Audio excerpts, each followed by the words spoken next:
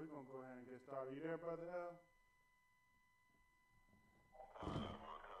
Alright, no sweat. Shalom.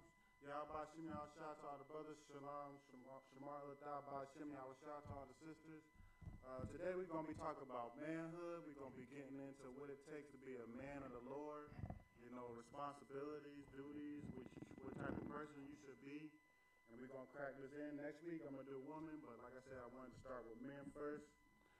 So I'm going to go ahead and start off with, because being a man of the Lord is very important, man. Like, you know what I mean? We need men of the Lord to go ahead and raise this nation. This nation will not be raised without men serving the Most High diligently and wholeheartedly. You understand? Like willing to put their life on the line for the Most High. You understand? For the truth, for their people, for their family. Other than that, if we didn't have that, then there would be no building a nation. Like if it wasn't for men like Commander General Yahanna, you know what I mean, General Muhammad, all the generals, captains, officers, you know what I mean, troopers, even the sisters, you know what I mean, but starting with the men. If it wasn't for the men, this nation wouldn't be raised, you understand? Shalom, Lord Christ, who just chimed in? Brother Thomas, how you doing there? I'm doing all right. You doing all right? How you doing, Tawad Thomas? Man, I'm doing the water. All right, no sweat. We talking about men today, so just place your phone on mute.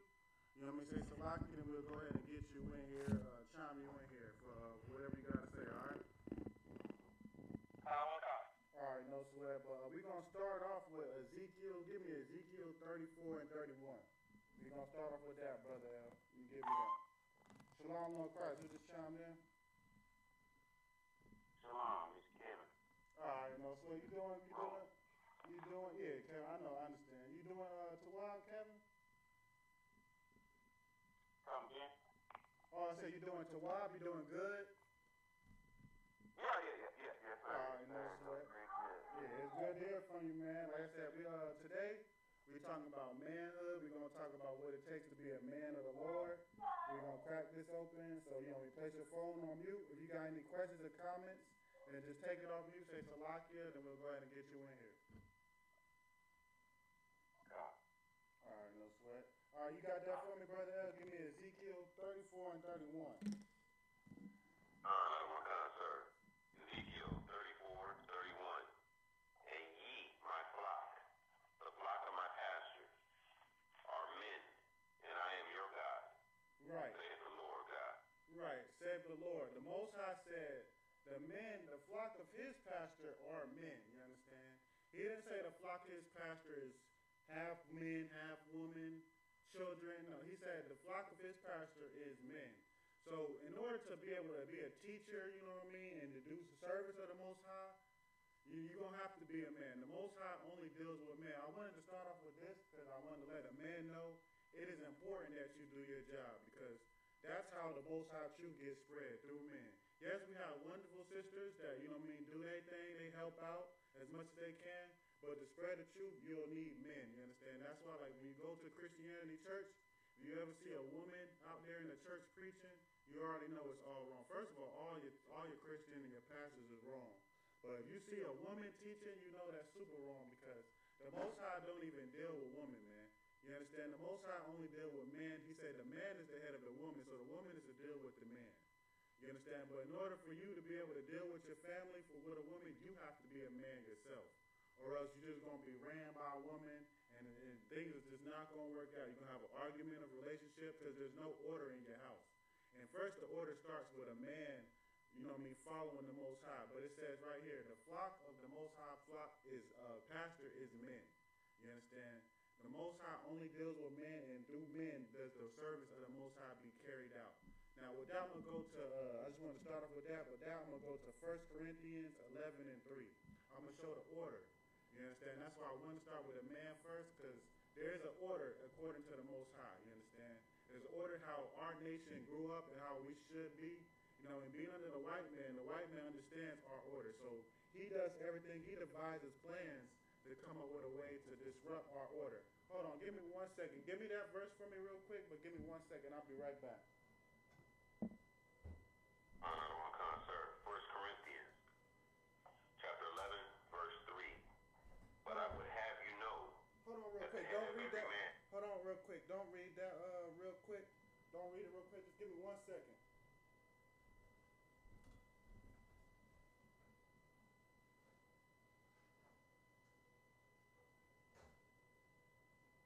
Slack it, brother Al. Con, I don't want con, sir. What was that verse that you guys called in Ezekiel? That's it. Ezekiel 34:31. 34:31. So what? Yahanna.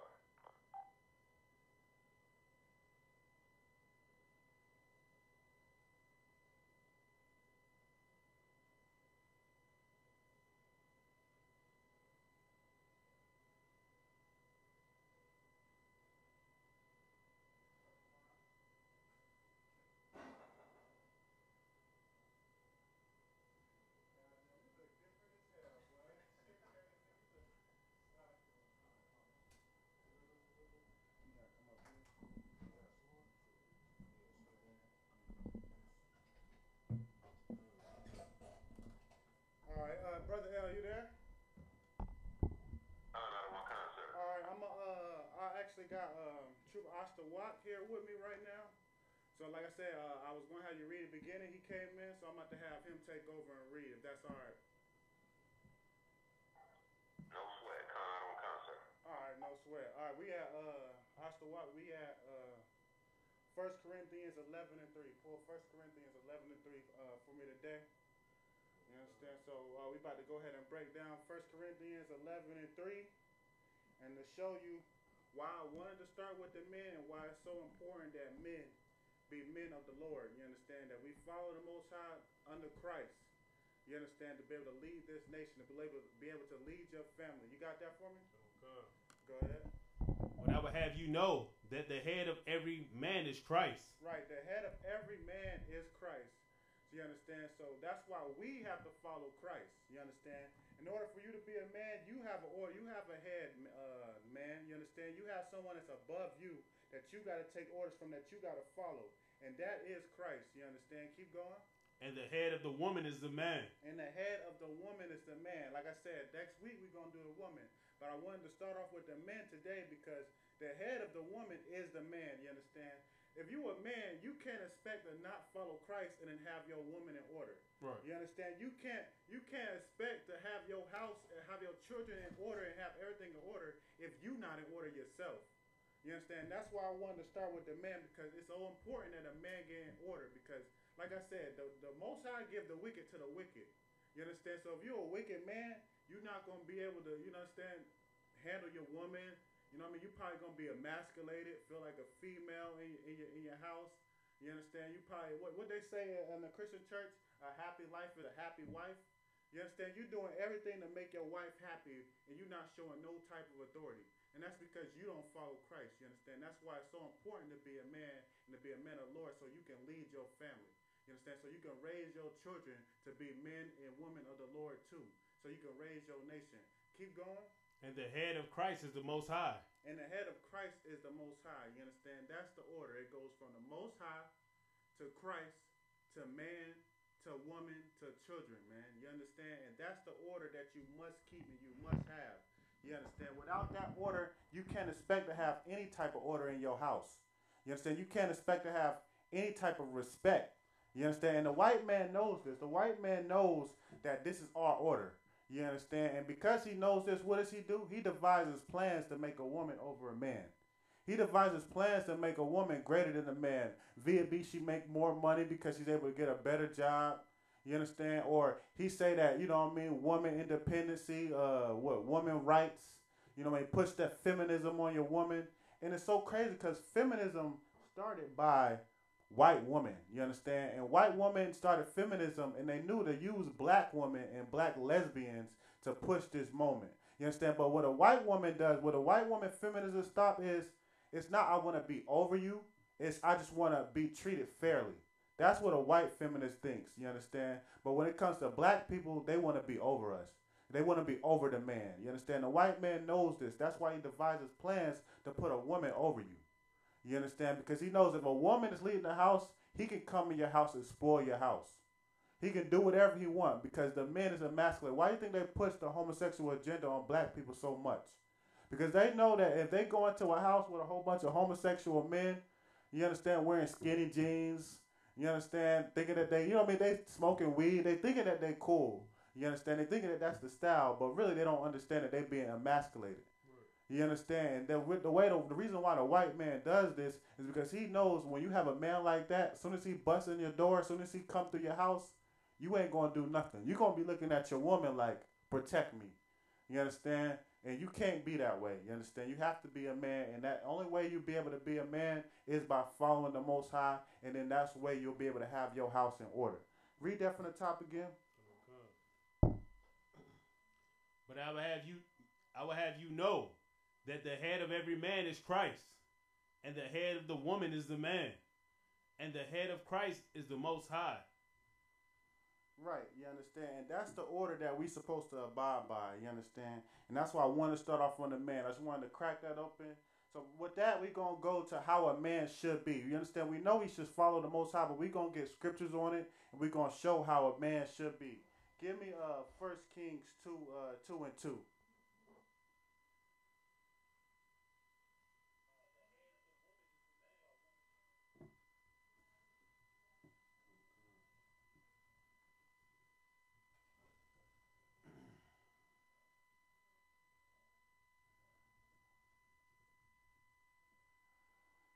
All right, go ahead when you got it. The book of 1 Kings, chapter 2 and verse 2. I go the way of all the earth. Be thou strong, therefore, and show thyself a man. Right, you understand? When you being a man, you have to show yourself a man. And the way to show yourself a man is being strong, man.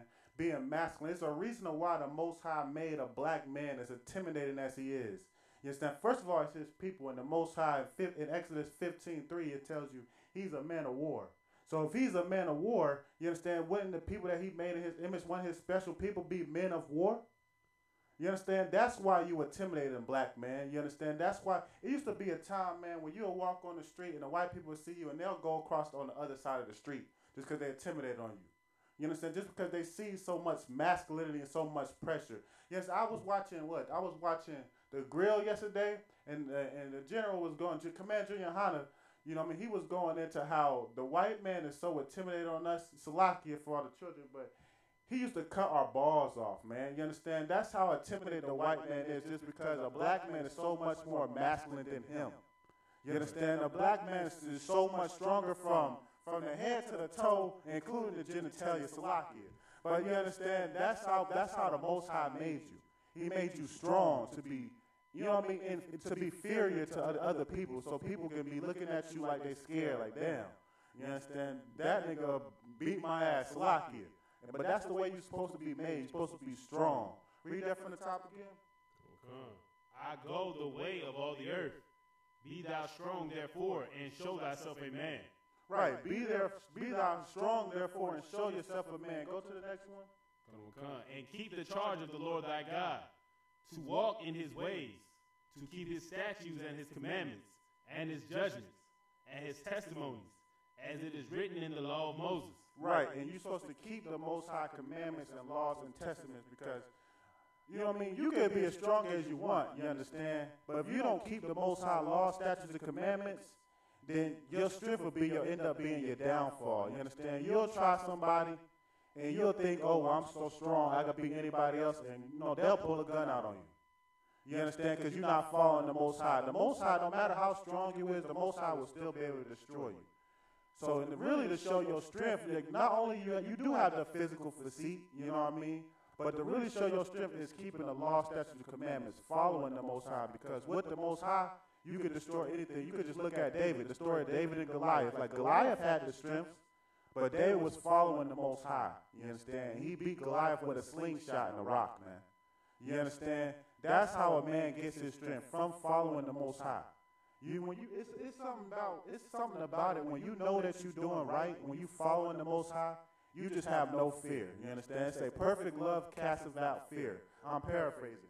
But when you following the Most High, you know you're doing what you're supposed to do. It's just something about that you just like, I don't fear nothing. You understand? There's no need for me to fear. Even if I do die, guess what? I know I'm going to be reborn right back in the truth and start off right where I left off at, man. I'm going to keep pushing this truth no matter what. I'm going to always be with this truth. You understand? Like, men, that's why we say we don't want no cowards in our camp, man. Because we ready to die for the Most High. Because we know our death is going to be rewarded. It ain't going to be in vain, man. We're not just out here dying for no reason. You understand? So with that, we're going to go to the next verse. Give me Ecclesiastes chapter 12, verse 13. We're going to start with Ecclesiastes 12 and 13. It's so important, man. It's so important that we know how to be men and we be men of the Most High, of this Lord. That's the only way we going to, you know what I mean, fix our nation. That's the only way we going to change the conditions that we in. By being men, by stepping up to the plate, man. You understand? By realizing that the white man is the devil and he is your enemy. And you're not scared. Like, people think that you a man because you can, you know what I mean, you can gang bang, you can go on the hood, carry a gun, and you ready to shoot your own people. People think that that's a man. You understand? Running up on people, running up on your own people and killing your own people. You think that you're a man because of that. But you're not a man because of that, man. Anybody can do that. And I'm going to be real with you, you understand? Coming with the tribe of Judah, with black people, there's a reason why they carry guns, you understand? Because they'd rather be at a distance to kill you. They ain't with a knife, you know what I mean? I respect somebody that had a knife and just came up on you and, you know what I mean, shank you. This is, you know what I mean, just talking sidebar real quick, but having a gun, bro, it's nothing to just shoot and then you don't even know if you hit and just run off, you understand? But people think that because you carry a gun, you a man. That's not a man, you understand? Because you know who they would never try? They would never try the white person. Like, you a gangster. You ready to ride out on Bloods or Crips, whatever you be. You ready to ride out on your enemy, right? But as soon as the cops come to your block, they come out the SWAT car with all the vests and, you know what I mean, the guns. They talk about put your hands up. You on the wall, you know what I mean, with your hands all up, and they just run in your pockets, man. You ain't doing nothing about it. That's not gangster, man. You understand? Being a man is serving the Most High and being able to, you know what I mean? I'm not saying go commit violence on the white man, but knowing he your enemy and knowing you're not about to do me like that. You understand? Because you don't put no fear in my heart. You understand? You got that verse? Yeah, Ecclesiastes 12 and 13. Let us hear the conclusion of the whole matter. Fear God and keep his commandments, for this is the whole duty of man. This is the whole what? Duty of man. This is the whole duty. The whole duty of a man, the whole duty of you blacks, Hispanics, and Native Americans, man, is to keep the law, statutes, and commandments. You understand? When you keep the law, statutes, and commandments, everything will be provided for you. You understand? You would have the knowledge, the mindset, the strength to be able to do anything that the Most High put you to. You understand? That is the duty of a man, is to keep the law, statutes, and commandments. You understand? Read that from the top again. Ecclesiastes 12 and 13. Let us hear the conclusion of the whole matter. Fear God and keep his commandments, for this is the whole duty of man. Right, you understand? Your whole duty is not to, you know what I mean, go out and sell drugs just so your family can eat. You understand? No, you're not supposed to do that. Your whole duty is not to gangbang just because, you know, you feel left out. You feel stranded, you know what I mean? You probably grew up getting bullied on, so you join a gang so you can have people behind your back. That's not your duty, man. You understand? Your duty ain't to go out here and just sleep with all the women that you want, not caring if they got a man or not. You understand? That's not your duty. Your duty is to keep the law, statutes, and commandments. That's the principle of being a man. You understand? When I see somebody keeping the law, statutes, and commandments, I look at a man, you understand? That's when I know, you know what? He was able to overcome the world, you understand? Shalom, Lord Christ, who just chimed in? All right, no sweat, you understand? But when I see a man that's able to keep the law, statutes, and commandments, you understand? We're able to follow the law, then that's when I see an actual man, you understand? Because more than anything else on the earth, it's hard to keep the laws, especially in this society. When they push sin in your face, they push all this type of, you know what I mean, problems. You understand? You got your friends betraying you. All this stuff that they made our people down to be, they stooped us down to be like we nothing. You understand? When you're going through all this, it's hard to keep the law, statutes, and commandments because we understand you working a 9 to 5. You just trying to make ends meet. You understand? Living paycheck to paycheck. You understand? It's a tough life. Then you got a woman that you got to take care of. If you miss a birthday, then boom, now you the worst father in the world. She putting you down. You understand? Or even for women, you understand? You out here doing whatever you want to do, but you looking for a man, but you doing what you want to do, and now you think that no man is good. It's hard, you understand? Sometimes you just want to smoke a blunt and forget about it. You understand? But when I see a man is when they going through all that and they can say, you know what? I'm not going to smoke no blunt. You understand? I'm going to keep doing the law, statutes, and commandments. No matter how much I need to work, I'm going to make time. I'm going to find time to come to class. I'm going to find time to go to camp. I'm going to find time to push this truth so I can help other people. That's when I'll see a man, you understand? And that's what it said in that. But read that one more time again. What is the duty of a man? For this, let us hear the conclusion of the whole matter. Fear God and keep his commandments. For this is the whole duty of man.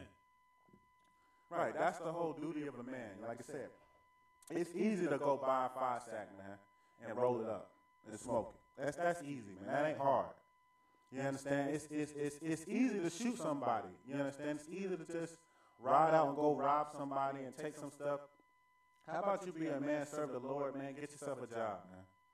You understand? Work for what you gotta, what you need to provide for. You understand? Do what you gotta do.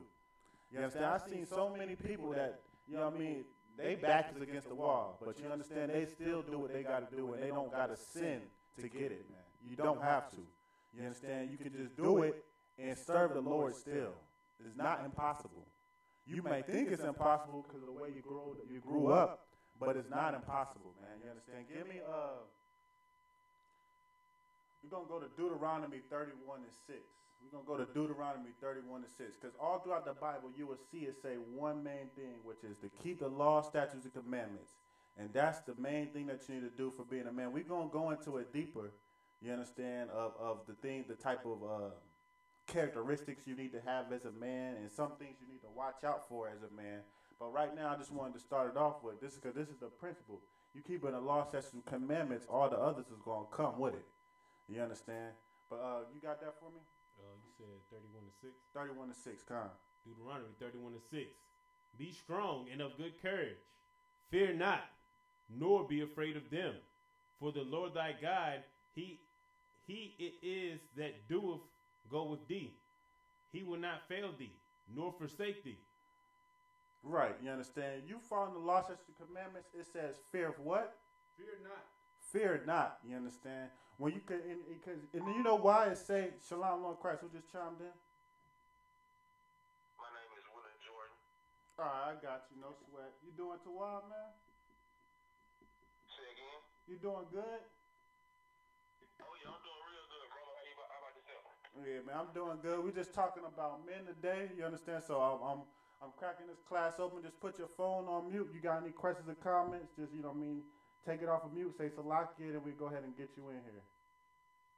All right, sir, thank you. All right, no sweat. You understand? But it says, read that verse for me again, 31 to 6. Be strong and of good courage. Fear not, nor be afraid of them. Right. Be strong and of good courage. You understand? You know why I say good courage? You understand? Anybody knows why I say good courage? This is an easy question. Anybody knows why I say good courage? Not you. I know you already know. Why you have to be of good courage? Say Salakia first. Salakia? Go ahead. Salakia.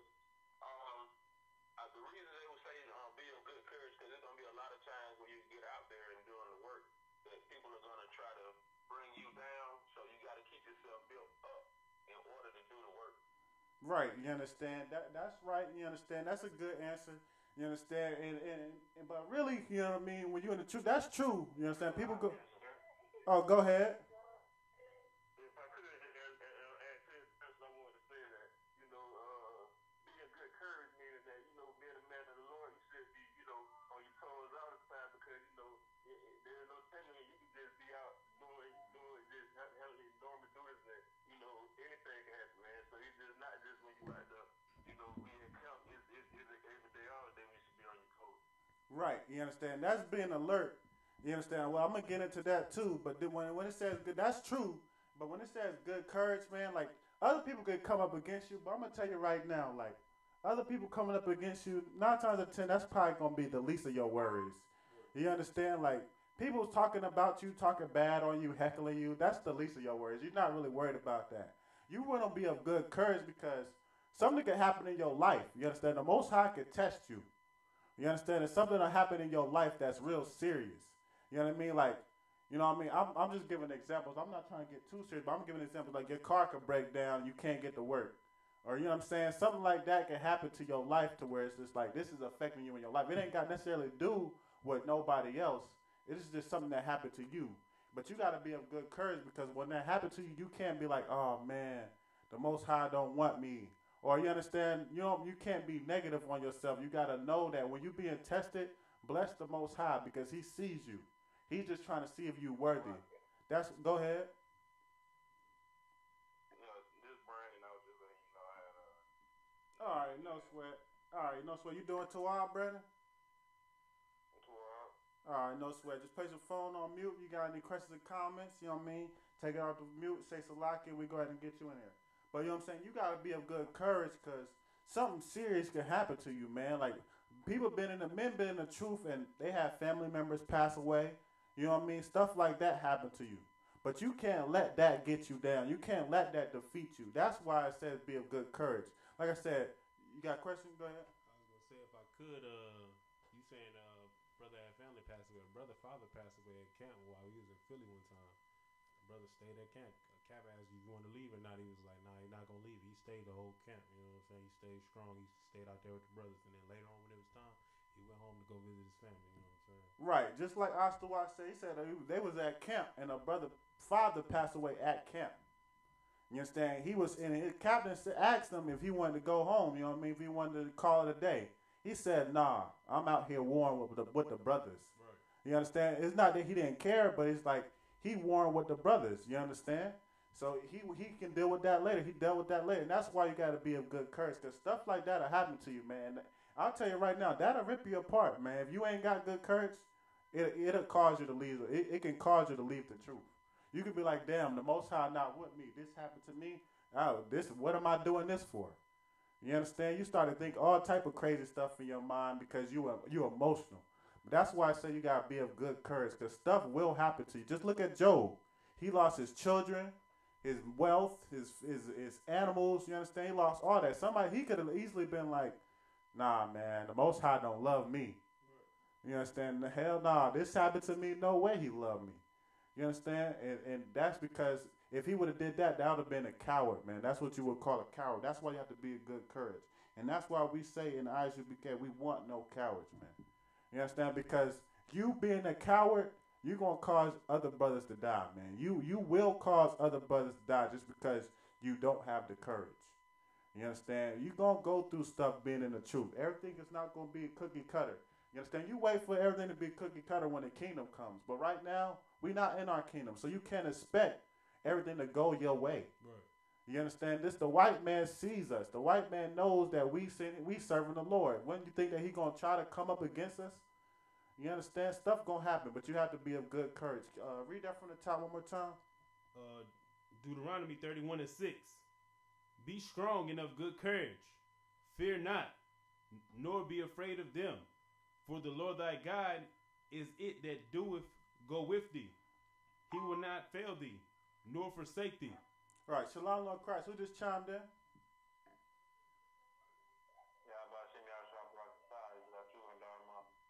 You doing too well, too, brother? I'm all right, sir. I'm tired. You just got off the slavery. No sweat, man. It's good to hear from you, man. I'm glad you're doing too well, you understand? But, you know what I mean? Just place your phone on mute. Got any questions or comments? You know the process, man. You know what I mean? Strong. That's a strong brother right there, you understand? That's my right-hand man right there, Hadar, man. I love that. I love that brother. I love all my brothers, but, you know what I mean? I knew Hadar since I came into the truth, so, you know what I mean? That's my boy, but, you know what I mean? We going in on, the topic is talking about men today, so, it was at Deuteronomy 31:6. Okay. All right, yeah, Deuteronomy 31:6. You understand? Read that from the top one more time. Come. Be strong and of good courage. Fear not, nor be afraid of them. For the Lord thy God, it is that doeth go with thee. He will not fail thee, nor forsake thee. Right, you understand? That's why you can't have no fear, you understand? You got to be of courage. You can't have no fear. Because if you got fear in your heart, if you fear anything, you understand, but the Most High, your fear going to cause you to fall short of the Most High glory. You understand? You're going to be out there, and this is why a lot of people, I'm going to tell you the truth. This is the main reason why people don't come into the I.S.U.P.K. You understand? That's why they go to all the other off-break camps. You know what I mean? All the off-break camps. Because they have fear in their heart. They see us, and they be like, man, y'all be talking about the white man, the devil too much on the street. You understand? Y'all be, you know what I mean? Y'all be so aggressive. Y'all too aggressive. Y'all too militant. Like, y'all wearing the all black. You understand? Looking like soldiers out there. I'd rather wear purple. You know what I mean? Like, I'm harmless in purple.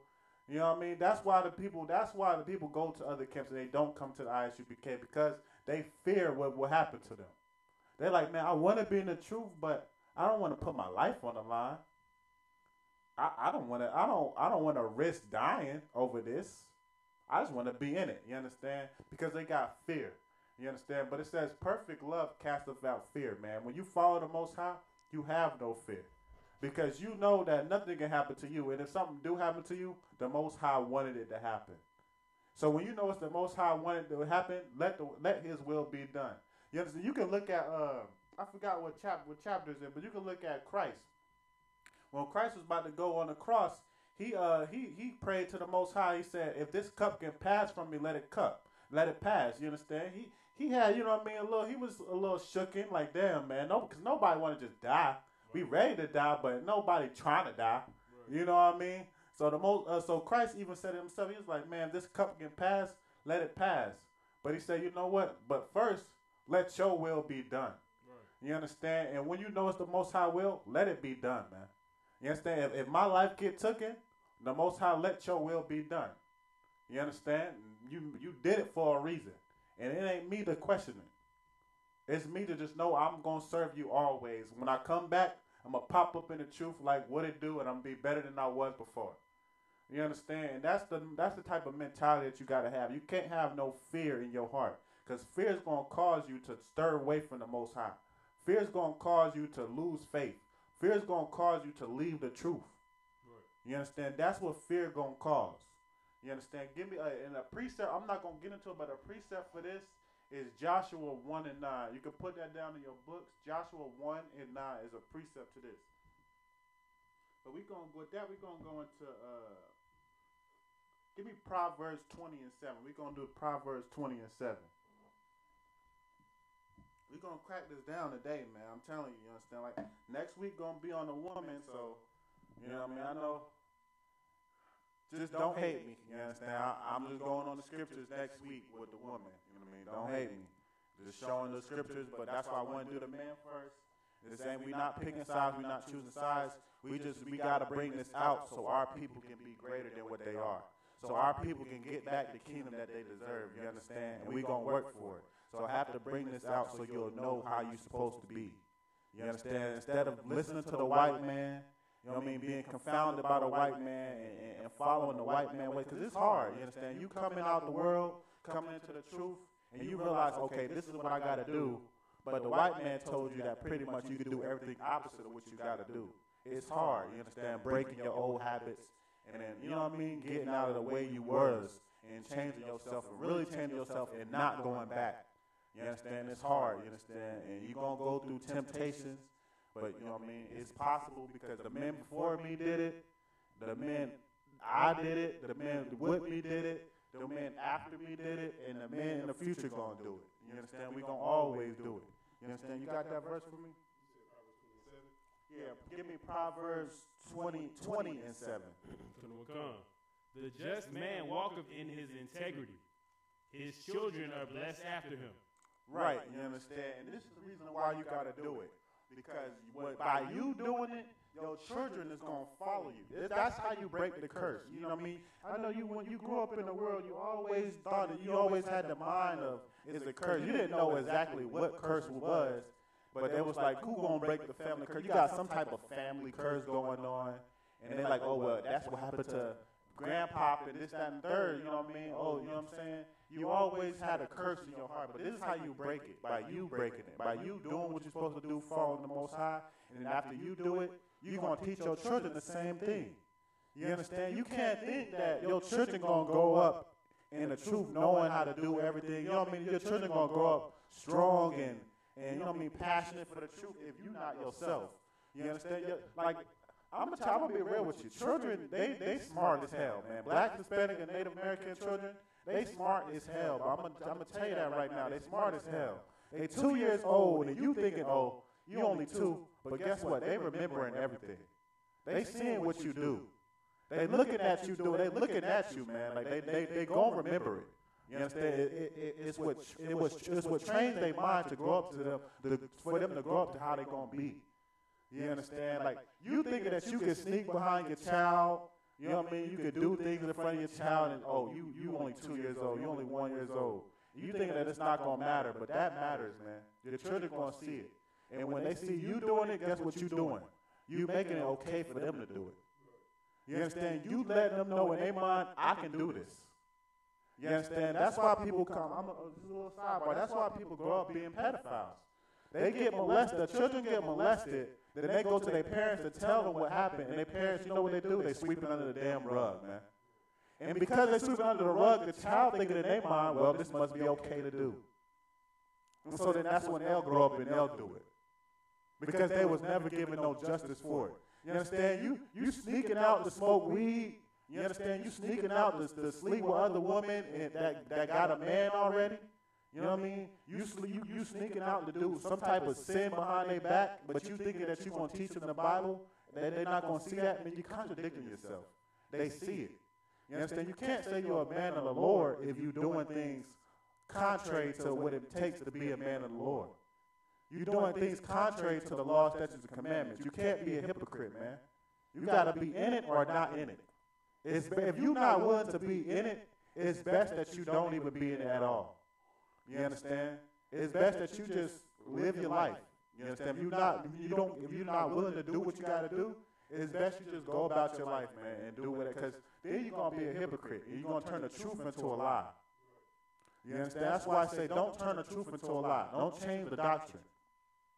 You understand? And that's what you will be doing if you're trying to teach the Bible. You're trying to be in here, but yet you're not doing it yourself. You understand? Like I said, your children see it. It says, train a child the way they should go, and they will never depart from it. You understand? They're not going to depart. If you train them right, you do them right, you know what I mean? You doing it, you teaching them exactly what you doing, there's no fault in that, man. They will not depart from it. They're going to be perfect, just like how you were. But if you thinking that you're going to teach them, but then you're going to go behind their back and do whatever they want, they're going to notice it, man. Your spirit not going to be there. You understand? And they're going to notice it, and then you're going to see them doing the same thing. You're going to see them growing up just how you are. What you didn't want for your children, that's what your children are going to be.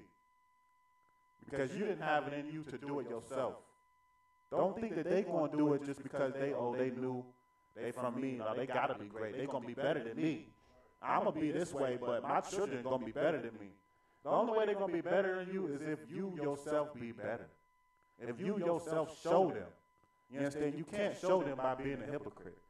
You understand? Give me, I just had to bring that out. Give me Corinthians 15 and 18. 15 and 58. Salakia. 1 Corinthians 15, verse 58. You understand? And that's why, you know what I mean, I strive to be better. That's why he said Proverbs 22 and 6. What you say about that, Proverbs 22 and 6, Napash?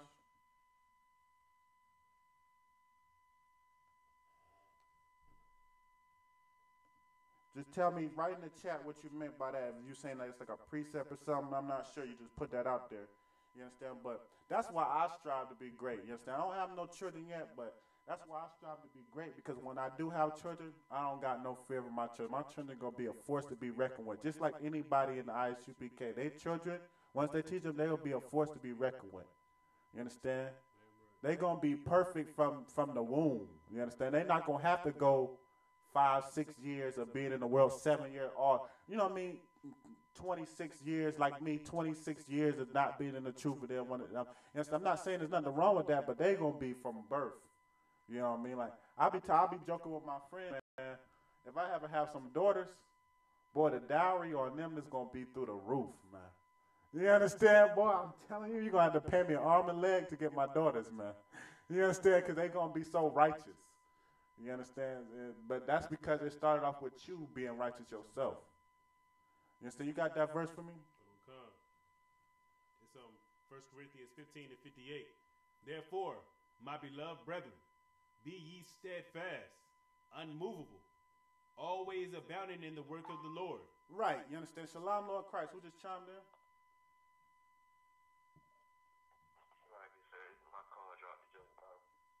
All right, no sweat. Yeah, no sweat. But it says, train up a child. Yeah, that was the precept for it. Train up a child the way it should go. Yeah, in the process. I see that was the precept for it. Read that for me again, Isupk. Therefore, my beloved brethren, be ye steadfast, unmovable, always abounding in the work of the Lord. Right, you understand? Be thee steadfast. You understand? You unmovable. You understand? That's why you got to come into the I.S.U.P.K. That's how you got to come into the truth, period. You got to be unmovable. You understand? Don't let, you know what I mean? Like some people, they'll be wanting to join the I.S.U.P.K., but then they'll see something that they don't agree with. Like they carnal ways won't agree with it. So then they'll be like, okay, you know what I mean? But instead of finding the understanding to what was said, because there's always an understanding to anything we say. But instead of finding the understanding, they like, I don't know about that no more. Because they're thinking carnally. And in that way, they'll lead the truth. They'll stop coming to class. You understand? You got to be unmovable. No matter what nobody say, no matter what nobody do. You know what I mean? Because people lie about us all the time, too. You understand? They bring up lies on captains, officers. They bring up lies. So you can't be one of them people that'll see one of these lies and go on YouTube. You'll see one of these lies, and then you like, oh, damn, they with that, and then now you want to leave. You got to be unmovable, man. You understand? Nobody can move you from your path that you going. I don't care what nobody say. I don't care what nobody do. You know what I mean? Anybody want to stop being my friend? Good riddance, man. Peace. You understand? You got to be unmovable, man. You understand? And that's how you know, and that's the only way you're going to be able to carry this truth out. Read that from the top one more time. Therefore, my beloved brethren, be ye steadfast, unmovable, always abounding in the work of the Lord. For right. as much as ye know that your labor is not in vain in the Lord. Right, you understand? Be unmovable, steadfast, always doing the work of the Most High. And the reason why you're doing this is because you know it's not in vain. You're not doing this for no reason. It's not a reason of why. It's not no reason of why you in the truth and you just, okay, man, I'm just here. No, it's a reason of why you're doing it. First of all, you building up your nation. You understand? You making your people better. You bringing your people from the destruction that they was in, from the slavery that they was in. You understand? From the hole that you watch Get Out, from the what they call the Get Out, that the what they on that movie Get Out, the sunken place. You understand? You bringing your people out of the sunken place, man. You understand? You bringing them to love their people. You showing them how to love their people, and then this love is gonna be perpetuated throughout the whole earth. You understand? We gonna all know how to love each other. Go ahead. Good. That's heavy, and that's something brothers and sisters gotta understand coming in, because I've been in here a couple of years, and I done watched and myself have put my life together piece by piece. You know what I'm saying? I see brothers get right with their kids when they had, you know what I'm saying, worse situations. I done seen sisters with mental issues and whatever else going on to get themselves together to where it's some of the best sisters I know. You know what I'm saying? Right. I done seen brothers get wives and they put their women in order and different things like that. Even myself, like learn how to deal with my own rib. Like it just started to make sense. Like the things that I learned in here taught me how to fix my life and put my life together. And you will see that with the other brothers in here, man. That's what this truth really do for you. You build each other up. So your work is never in vain when you realize what you're doing. Fixing your life is not a small thing, man. You know what I'm saying? Growing up the way we grow up, if I could, sir. You know, go ahead. Growing up the way we grow up and all that, man, this is not a small thing to get right with that, man. Right. To get right with the Most High, man. Out of all the craziness and madness we've been doing, man. You know what I'm saying? You look into the world, you see all the homosexuality. I ain't trying to take over. You see all the go ahead. You know what I'm saying? All the feminism of our young men, you know what I'm saying? Brothers getting shot and killed and maimed and everything else for no reason, man. It's not a small thing to come in here and change your life and fix your life, man. You think you in here wasting your time or just being quiet. Like, no, take your time, man. Be born anew and see what you turn into, man. The Lord is with the I.S.U.P.K, man. Salah. Right, you understand? And that's so powerful that he said that because that's the truth, man. You understand? I'm just a side note. I'm just a little side note, you understand? When I came into the truth, Trooper I.S.U.P.K, you understand? He was my brother in the world. I knew him since like 5th grade, man. You understand? I knew him since like 5th grade. You know what I mean? And he told me to come into the I.S.U.P.K. At first, I wasn't with it. I ain't gonna lie. First, I'm like, all right, I'll check it out. You know what I mean? I checked it out. You understand? And lo and behold, something in me just knew that this was the truth. That it was nothing like I was in other camps before this too. You know what I mean? That's something that you might not know about me. I was in other camps before this. GOCC. I went a couple of days to IOIC. And, you know what I mean? I was in other camps too. You understand? But when I came into I.S.U.P.K, it was just something different about the I.S.U.P.K. You understand? And then from him, I knew, like, and that's why I'm going to get into that, too. It's a verse that I'm going to pull on. As a matter of fact, this is going to segment me to my next verse, just the way we were talking. Give me 1 Timothy 4 and 12.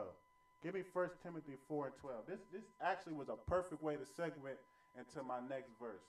1 Timothy 4 and 12. You understand? Because that's why even when you coming in to be a young man, like say if you just a young man, you're not a trooper, you don't even got a name yet. You still want to be mindful of what you act. Like, yes, you're doing the trooper program to shed yourself for the world, so you're not going to be perfect, you know what I mean? You're still getting off what you was doing in the world, but you still want to be mindful of everything that you're doing, and especially when you become a trooper, you understand, to an officer all the way up, because people will watch you. People see you, you understand? Like, when you go out in the public and you say, okay, well, I'm taking I.S.U.P.K classes, or I'm a trooper in I.S.U.P.K, they see that, you understand? And by them seeing that, you can either turn them away from it or be like, damn, I'm seeing a change in him, so I'm going to come and try to change myself. Like, damn, this wasn't the person that I once knew. This is somebody completely different. Like, goddamn, this is somebody different. What the hell happened to him that made him change? Like, oh, this, you know what I mean? This nigga used to smoke way more weed than me. Now this nigga just said, the hell with weed, man. Right. You understand? This nigga used to do all this. He used to be robbing and killing everybody. And now he said, I ain't going to harm another black person in my life. I'm black, Hispanic, and Native American person in my life. You understand? When you get into a fight, he the one diffusing the situations now. He used to be the rowdy one, ready to knock a nigga out. Now he diffusing the situations. You understand? Give me that verse. You said 1 Timothy. 1 Timothy 4 and verse 12. 4 and 12. The book of 1 Timothy, that's 4 and verse 12. Let no man despise thy youth, but be thou an example of the believers, in word, in conversation, in charity, in spirit, in faith, in purity, till I come. Give attendance to reading, to exhortation, to doctrine. Right, you understand? You're supposed to be showing you to the believers of how to be able to act. You understand? They're gonna look at you. They're gonna see you and see how you are, and because of how they see how you change, you the one. Just because you change and you watching how you act, now they know how to act themselves. You know what I'm saying? Read that from the top again. 1 Timothy 4 and 12. Let no man despise thy youth. Right. Let no man despise thy youth. You understand? Even if you come into this truth and you just a young man, you're just a trooper. You're just an officer of 50. You understand? Don't let nobody despise you just because you might be under them or just because you might be young. You understand? You can look at this as age, or you can look at this as when you coming into the truth. You understand? Let nobody despise you, because by how you act, you can still win people over. By how you act, because you know that this word is so true, and you're doing everything you can to hold this truth and be in this truth, people will see that and be like, damn. You understand? Keep going. But be thou an example of the believers. Be thou an example of the believers. You're supposed to show yourself an example of believers. People gon' hear this and they gonna be like, damn, this shit is a salakia. You know what I mean? This is on another level. Like, they really care for black, Hispanic, and Native American people. I ain't never seen no group that really care for their people as much as I.S.U.P.K. You know why they think that? Because you was an example of that. Because you was how you was in the world. They knew you back from Killer Mike in the world. But then you turned it to I love my people, Mike. Then you had your Hebrew name. You understand? They realized that because of how you are, you an example of the truth. Then now they like, yeah, that's something I can get with. Right. You understand that? Like I could see how it changed him. So obviously it's gonna change me. Right. You understand? When you come in here and you thinking that you're gonna do a class and be in class and learn all this truth, but then you gonna go out in the world and treat, you know what I mean, a homeless person like, get away from me, nigga. Like, you know what I mean? Or you know what I mean, you're gonna treat somebody else that's not in the truth badly. They're not gonna learn from that. They're gonna be like, bro, look at this nigga. Ain't he supposed to be what just did it? And then now they're gonna think that I.S.U.P.K is like that because the way you acted. Whereas you could do what we tell you to do, which is show brotherhood, follow the laws and commandments, and then they can look at you like, damn, they not even really in it. Like they, you know what I mean? They didn't get a name yet, or they got a name, they just a trooper, or they just the officer of this. I can only imagine how the people above them is. You understand? And that's what we do, man. We strive to be better, man. We strive to be great towards each other. Keep going. But be thou an example of the believers in word, in conversation. Right, in word, in conversation, and in charity. Meaning, in word, in conversation, what you talk about. Like, even the conversation that you have can be like, damn. You understand? Like, you around your homies, and y'all used to always talk about getting high or, you know what I mean, messing with other people, women, or, you know what I mean, just the worldly stuff that, you know, you used to talk about. And then now in that conversation, you either quiet or you just like, yeah, man, that ain't really cool. That ain't, you know what I mean? They'll be like, damn, what you mean? You know what I'm saying? They try to figure out what you talking about. Right. You understand? Now you can change the whole conversation of what y'all was just talking about to something righteous. Right. You understand? Instead of being wickedly. Or in charity, by what you do. You know what I mean? You used to just hate all people. You know what I mean? You used to, my niggas to the death. You understand? You know what I mean? I ride out on anybody. You understand? And now you're like, nah, bro, that's not worth it. You understand? No. They just don't know no better. You understand? They're like, damn, why you change, you know what I'm saying? In charity, in purity, man. Keep going. In spirit. In spirit, you understand? Your spirit done changed. That's one thing people gonna definitely notice. Right. You understand? Like, if you change your spirit, they gonna definitely notice. You understand? Come into the truth and don't hang out with somebody for about 4 months. I did it. Trust me, I did it. And I know from example. You come into the truth, you here for 4 months, you understand, and then you haven't seen a friend that you knew in the world when you was in the world, you haven't seen him in about 4 months, and then he see you again after that 4 months. He gonna be like, God damn, boy, who the hell is this? Right. And you gonna be like, I'm the same person. I just, you know what I mean? I just changed, man. I just realized what I was doing was wicked. I realized I could be better than that. I realized that I don't need that influence on my life because it's something better than that, man. Now, if you don't want to change, cool. I'm not going to force nothing, but I know that I'm better than that. You understand? You got a problem that you're dealing with now, just know that you're better than that problem, man. You understand? You still smoking. You still, you know what I mean, doing whatever you're doing. I don't know, whatever you're doing. You still doing it, just know you're better than that. You understand? And you can change. And by you changing, other people going to see that, and they're going to be encouraged to do it themselves too. You understand? They're going to be encouraged to be like, you know what? Yeah. Shit, you did it. I can do it. So I can. You understand? Keep going. In faith, in purity, till I come, give attendance to reading, to exhortation to doctrine. Right. You understand? And give exhortation to reading, man. You know what I mean? Be up in this book, man. Be studying the truth. Until he come and study this truth as much as you know, so you can know as much as you can, so you can teach other people from right from wrong. You understand? There's going to come a time, a point where you're going to have people calling you, asking you, you know what I mean, can I do this? And then you know the knowledge to give them. And then when you give them that knowledge, don't take it lightly because you giving them the truth. You making them be better than who they were. You understand? And it's so heavy that you do that because that's the only way we're going to raise this nation. You understand? This is the brotherhood class, man. And we need to show brotherhood and sisterhood. And it starts with the man. This is what the man needs to do, man. If you're going to be a man of your family, of your household, you need to get yourself right. You understand? You need to stop doing what you need to do. If you doing something you know I need to stop, you understand? We understand it takes some problems. It takes some time, Salakia. You know what I mean? That's why we have the Trooper program. You know what I mean? That's why we have counseling. You need counseling or you get counseling. But you know what I mean? This is why we have classes as well. To let you know you can stop it, man. And you need to stop it because you need to be a man for your family. You need to be a man for your people. You need to be a man for the Lord so we can get out of this situation. Whatever you're doing, I know that you're tired of living that life that you're living because we all are. I'm tired of living the life that I'm living. You understand? Under the white man. You understand? I got to worry about goddamn what Donald Trump want to do because I know Donald Trump dumbass going to affect me. You understand? I'm tired of that, man. You understand? But you know what? In order to change it, you got to do the law, statutes, and commandments of the Most High. You got to be a man.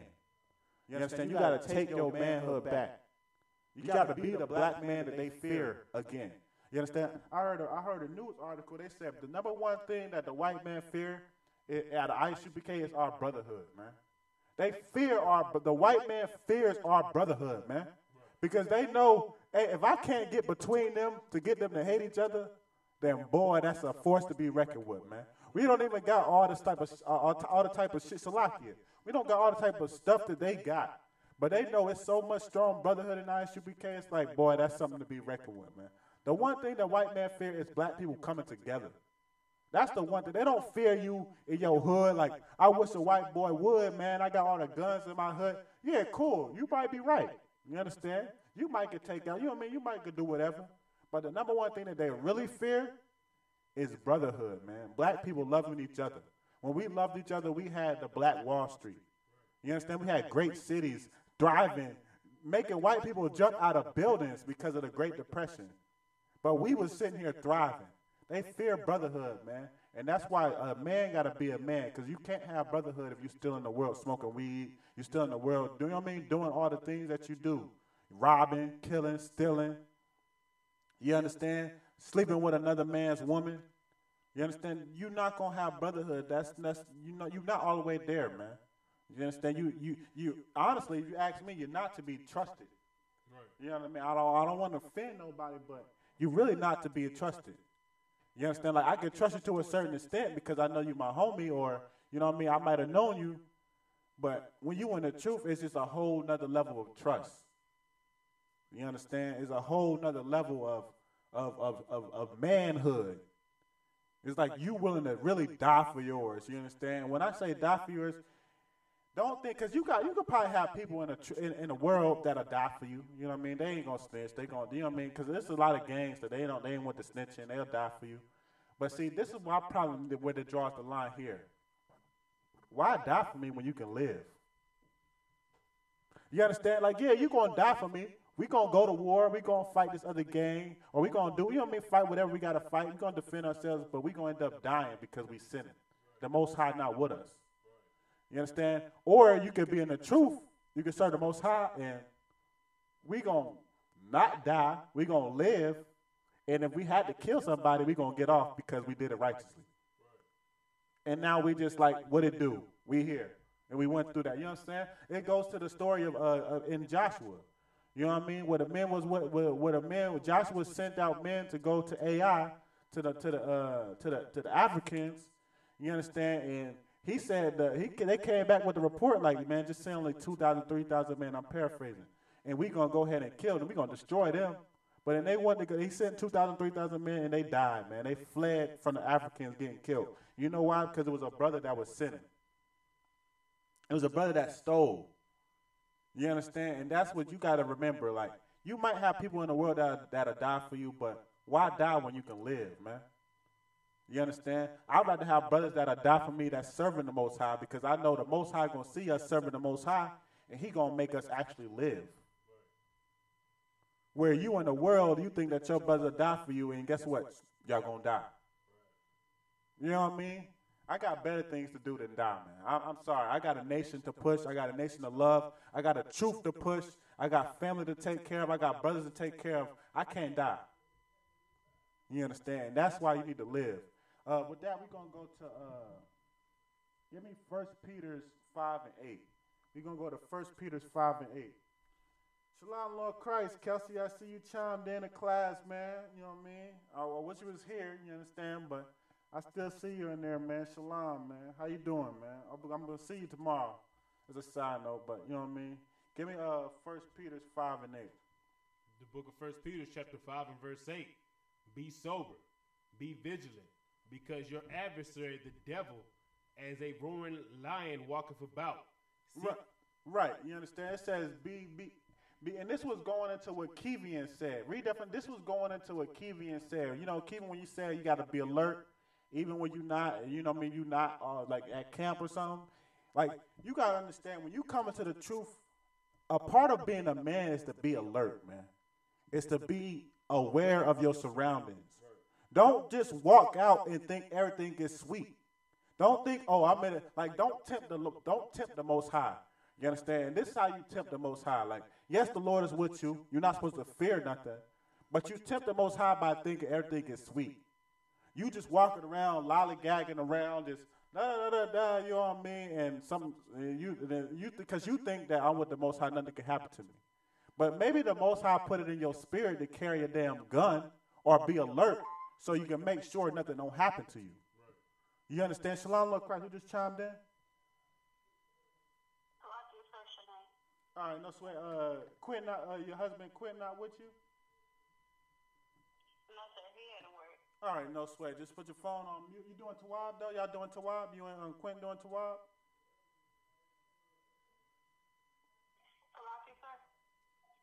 Oh, y'all doing good? Or y'all doing Tawab means good? Y'all doing good? Okay. Come on, sir. We are. All right, no sweat. We doing good. All right, no, that's no sweat. That's good to hear. You know what I mean? Just put your phone on mute. Any questions or comments? You know what I mean? Go ahead. Just take your phone off mute. Say Salakia. And if anybody missed the class, we do put an online video on it, so you can just go ahead and watch the online video and watch it back, so you can make sure you still attend the class. You understand? But we talk about men today. We was at 1 Peter 5 and 8. All right, go ahead and just give me 1 Peter 5 and 8 again. Be sober, be vigilant, because your adversary, the devil, as a roaring lion, walketh about, seeking whom he may devour. Right, you understand? That's why, you know what I mean, don't tempt the Most High thinking that, you know, everything is just sweet. You understand? We in the truth, we understand. We serve the Lord, we understand. But this world is the white man's world. You understand? This ain't our kingdom. You understand? Be aware, man. You understand? Be alert. You understand? That's why one thing you will hear in I.S.U.P.K is, if you legally can, we carry guns, man. If we can legally carry guns, we carry guns. You understand? And we will defend ourselves. We don't promote putting violence on nobody. Don't go violently trying to fight people no, we're not about violence. If we can de-escalate a situation, we'll de-escalate it. We don't want violence. But you know what? We'll be damned if somebody try to harm us and we don't do nothing to goddamn about it, man. You understand? And that's why you got to be alert. You got to be aware. Because your adversary, the devil, looks to devour you. As a lion, he looks to devour you, man. Go ahead. I could speak on that too.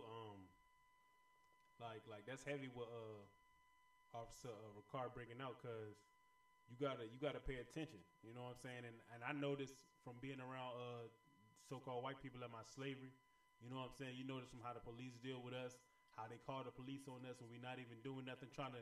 Right. They looking to devour us when they're doing that. You right. understand what I'm saying? And there's other things. It could be when you go to the doctor, he could be trying to set you up. You see right. what I'm saying? In these hospitals, you don't never know when Esau trying to set you up to do something to you, to catch you slipping. Right. You know what I'm saying? So in the truth, we checking labels for pork and doing everything else to watch our back all the time. Why? Because we know this white man is the devil that the Bible speak of, and we do have an enemy. A lot of our people that don't think the white man is the devil do not know that you have an enemy looking right. to destroy you at all times. You understand what I'm saying? And a lot of Caucasian people are like that. Damn near all of them. Right. You know what I'm saying? You never know when they're going to turn their face and try to set you up with something. You know what right. I'm saying? And it'll be something slick, or it might be direct. Or they might try to get you out of character so you do something to harm them so they can right. call the police on you. You see what I'm saying? That's what a lot of times, I'm a bigger brother. I got bigger now, you know what I'm saying? And I notice a lot of Caucasian men try to talk crazy to me, and then get loud, and I can tell they want to hit me, but they want me to hit them first. You see what I'm saying? But I laugh in their face like, you're not gonna win for one, and I'm not gonna give you what you want. You understand what I'm saying? I don't care that you're getting loud. You're the devil the Bible speak of. One day you're gonna be outside kissing boots and picking cotton. I don't give a damn. You understand what I'm saying? Like watch out for these devils, man, and be vigilant in this, man. And you're gonna learn that in the I.S.U.P.K. if I could. Right, and you know what he said is so serious because even in that recent, well, it wasn't recent, it probably was last year, but in Florida, you know, his woman had parked in, I forgot his name, it's McLaughlington or something like that. He parked into that handicap spot, and a white man came up to them because he parked in the handicap spot arguing. You understand? And the whole situation was wrong because he literally looking. But even in the situation, you can hear him talking crap about his wife and talking crap to him because he's trying to provoke the black man to harm him. And as soon as the black man pushed him to the ground, what did he do? He said, "Oh, you pushed me. I provoked you. That's what I wanted." And he pulled out his gun and killed that man, in front of his children. You understand? Just like he said, that's what the white man will do. He'll provoke you to hurt him so he can pull out a gun and shoot you, man. You understand? And that's why you got to be aware that the adversary, even to go even more deeper into the adversary being the devil, man, the white man is the reason why we hate each other. You understand? So when you get into an altercation with another brother, just because he's not white don't mean the white man didn't have no hand in it, man. It's the white man that had the hand in it because the white man put them in the condition that they in so they can have to live a life like that, man.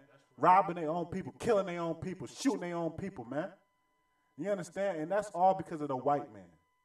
That's all because of the plans that he did. You understand? The plans that he came up with in council to destroy us. And that's why you always have to be aware. You understand? It's sad to say you have to be aware about your people too, but you understand you need to be aware. You need to watch your surroundings. Watch what you're doing. Watch what's around. That's what it takes to be a man. Because you have to protect your family. You have to protect yourself. You have to protect this truth. It's things that you got to protect, so that's what you have to do. You understand? If me, I ain't gonna lie. Me, I carry my gun everywhere I go. And so I have a license to carry. You got a question? I was gonna say if I could. Go ahead. Let's have you said that to protect your family too. He said he's gonna get into women next week. You know what I'm saying? But you gotta be vigilant over your rib too, man. Because the devil got influences on your rib. Other people might got influences on your rib, and that's gonna affect you too. Right. You know what I'm saying? Be vigilant with your kids too. So you understand? That's what I'm saying. You understand? And the only way you can do that is be an alert. You understand? You got to be aware. You can't never be what they call it in the world is get caught sleeping. You never can get caught sleeping, man. Don't get caught sleeping. You understand? Always be aware. You understand? And that's why I say that in this verse. That's what it takes to be a man. You understand? Give me but with that we're gonna go to the next verse. Give me I'm gonna do Give me Romans chapter 12. We'll just start at verse 1. 12 verse 1. Romans 12 and 1. You understand? That's what I'm saying. That's why I'm bringing it out to be a man important because, like I said, as the order goes, it's up to the man to be the one that, you know what I mean? You the one that's protecting. You understand? I'm paraphrasing, but it says, you can't enter into a strong man's house. You understand? You can't enter into a strong man's house unless you bind him up. Right. You understand? You have to bind that strong man. Because if you enter into a strong man's house, you're going to be leaving dead. You understand? Like, you enter into a strong man's house that's really about protecting him, that's a man, you're not coming out. You understand? He's going to protect his family. And, you know, it just gives you, you know what I mean? When you're serving the Most High, you giving that strength. When you come to the I.S.U.P.K, you start to learn what it is to really protect your family. You understand? And you not, and that's why I barakatah Yahweh Shah for Commander General Yahanna, man. Because he taught the people to raise up and to be able to protect their family, to love their people. You understand? You understand? And that's why, you know what I mean, we do this. That's why we're able to do this truth. That's why we're able to speak how we speak and not even give a damn about what the white man said, because we know that this means more. You understand? Go ahead with that verse when you got it. The book of Romans chapter 12 and verse 1. I beseech you, therefore, brethren, by the mercies of the Most High, that ye present your bodies a living sacrifice. Right, you understand? You have to present your body as a living sacrifice as a man, man. You understand? When you a man, you are a sacrifice, man. You understand? Yeah, and you know why you a sacrifice? Because Christ sacrificed himself for us. You understand? So if Christ's gonna sacrifice himself for us, we gonna sacrifice ourselves for this truth. You understand? We gonna sacrifice ourselves to push the Most High's agenda, not the white man agenda, the Most High agenda. Because we know that once we get our nation, once we get our kingdom, it's an everlasting kingdom, man. It ain't going away. You understand? Think about it, man. Would you rather live a 9-to-5 life, smoking weed, or doing all the sins that you want, going out, hanging out with, niggas that's you really just not doing shit, really. Salakia. You know what I mean? You just in the world living worldly. Would you rather live that life than die, then come back and live that again? Or would you rather live a life to where you in rulership? You got a crown on your head. You ruling. You the one that dictate what goes and what don't go. People coming to you to see what your outcome is going to be. You the judge, man. You understand? And then when you die, guess what? Your son's going to be the judge. Then your son's going to be then their son's going to be the judge. And then guess what? You were born right back again from your son's son. Thank you for my position. I got it again. You understand? Which one you want to live, man? I want to live a one to where after I die, I maybe wait one generation and I'm back up in here like, thank you for giving me my spot that I once earned. You understand? I'm giving it to my sons to show that I love my sons because I don't want my sons to be under nobody no way. Anyway. I want them to be in rulership too. I want my daughter to be given into a righteous man. That's gonna do my daughter right. Salaki, do my daughter right. You understand? Gonna treat her well, gonna do what she gonna you know what I mean, gonna provide for her, and gonna put her in order. You understand? She's supposed to be in order. Woman's supposed to be in order. I want a son or a man that's going, you know what I mean? So like I want a man that's going, you know what I mean, take my daughter and I know I don't even got to worry about her. Because that's a righteous man. You understand? That's what you want. You understand? You don't want your children out here running out, doing whatever they want to do, living whatever they want to live, you understand? And then you just trying to make ends meet. You understand? Nowadays, when we in the world, people be ready to get rid of their children, man. Right. People be waiting for the moment they become 18 so they can kick them out their goddamn house, man. Right. You understand? That's so wicked. And you hate your child so much, you looking to get rid of them. You can't wait till the moment that they turn 18 and you can have your life back again. You understand? That's what we do. That's the life that we live now. But I want a life to where I know my children is going to always be provided for. They're going to always be cared for. You understand? They're going to be in this truth. You understand? Read that from the top again. Romans chapter 12 and verse 1. I beseech you therefore, brethren, by the mercies of the Most High, that ye present your bodies a living sacrifice, holy, acceptable unto the Most High, which is your reasonable service. Right. You understand? That's your reasonable service. That you are a sacrifice, that your body is holy and worthy of that sacrifice. That's a sacrifice that the Most High can be like, yeah, I take that one. Yep. He lived that right. He lived righteous. He served me. He did everything. My order. He followed my order. Followed my son Yahanna. Yep. I'll take that. Yep. I'm looking at that. Now I'm going to save these people because it was enough for them that was willing to sacrifice themselves for this truth. If you're not willing to sacrifice yourself for this truth, I don't want to discourage you, but this is probably not right. This is probably not for you. You understand? It's just not. Like I said, I don't want to discourage you because if you're not there yet, you can get there. You know what I mean? Don't think that if I'm not there yet, I can't get there. You can get there. You understand? Somebody said Salakia? No sweat. Put your phone on mute. But if you're not there yet, you can't get there. You understand? That's why we have these programs. That's why we have counseling. We gonna get you there. I wasn't there at first. You know what I mean? When I came into it, I'm not gonna say I was there. I'm like, no, I'm just seeing what's going on. But you gonna get there. You understand? But if you just think in your mind that I will never be there, then this might not be for you. You understand? Because that's what everybody above you is doing. The reason why we like that is because even to the students that's coming in, man, I'm willing to sacrifice myself for y'all.